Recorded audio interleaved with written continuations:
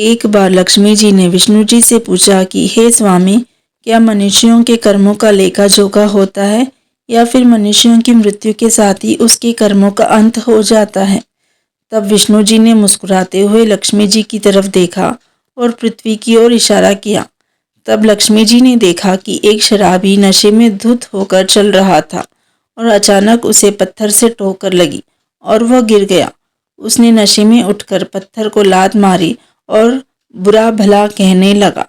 जब उस शराबी ने उस पत्थर को ठोकर मारी तो वो पत्थर हट गया और उस पत्थर के नीचे से उसे एक पोटली मिली। उस शराबी ने उस पोटली को उठाकर देखा तो उसकी आंखें फटी की फटी रह गई।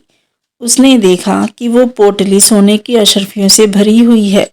उसकी खुशी का कोई ठिकाना नहीं रहा।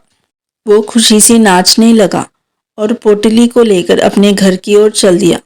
ये देखकर लक्ष्मी जी को बहुत आश्चर्य हुआ, क्योंकि वो आदमी झूठा, चोर और शराबी था। फिर भी नारायण जी ने ऐसे अधर्मी व्यक्ति को सोने की अशर्फियों से भरी पोटली क्यों दी। उन्होंने नारायण जी की ओर प्रश्न भरी नजरों से देखा, लेकिन अभी भी विष्णु जी मुस्कुरा रहे थे। तभी लक्ष्मी जी ने देखा उसी रास्ते से एक और व्यक्ति जा रहा है। उस व्यक्ति के चेहरे पर गजब का तेज था। वह व्यक्ति कपड़ों से गरीब नजर आ रहा था, लेकिन उसके चेहरे पर संतोष नजर आ रहा था। उसी समय एक कांटा उसके पैरों में चुभ गया और उसका खून बहने लगा। उसके मुंह से अनायास ही हे राम निकल पड़ा और उसने राम नाम जपते हुए उस कांटे को निकाला। उसे बहुत पीड़ा हो रही थी और उस पीड़ा में भी उसने भगवान का धन्यवाद किया और राम नाम जपते हुए अपने घर की ओर लंगड़ते हुए चल दिया। ये देखकर लक्ष्मी को बहुत अचंभा हुआ और उन्होंने श्रीहरि से पूछा कि एक सच्चा और धर्मप्रिय व्यक्ति को इतनी दुख, इतनी तकलीफ हुई और वहीं दूसरी तरफ एक अधर्मी और शराबी को सोने की अशर्फियों से भरी पोटली मिली। ये तो अन्याय है, आपने ऐसा क्यों किया। तब नारायण जी मुस्कुराते हुए कहते हैं, हे देवी, मैं किसी के साथ अन्याय नहीं करता। मैं किसी को सुख या दुख नहीं देता।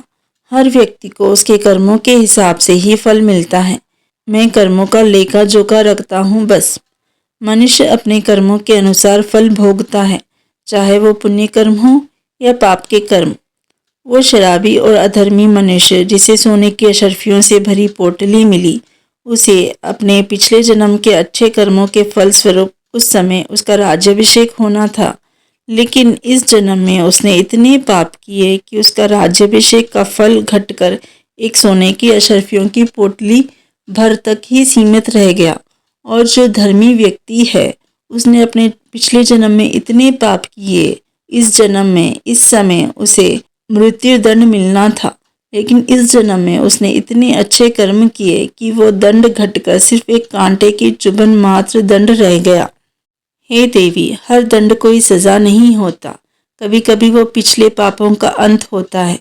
इसीलिए जो भी मिले, चाहे दुख हो या सुख हो, उसे ईश्वर की इच्छा समझकर स्वीकार करना चाहिए, क्योंकि ईश्वर का लेखा जोखा कभी गलत नहीं होता है। सच्चा भक्त वही होता है जो पीड़ा में भी दुखी नहीं होता है, जो भगवान को अपने दुख के लिए दोषी नहीं ठहराता है, बल्कि हर दुख को, हर तकलीफ को भगवान की इच्छा समझकर, अपने कर्मों का फल समझकर संतुष्टि कर लेता है। वो सोचता है कि इस दुख में भी कोई अच्छाई छुपी होगी और वो भगवान का धन्यवाद करता है। अगर आपको हमारी वीडियो पसंद आई है तो वीडियो को लाइक कीजिएगा, चैनल को सब्सक्राइब कीजिएगा और कमेंट बॉक्स में जय श्री लक्ष्मी नारायण ज़रूर लिखिएगा। जय लक्ष्मी नारायण।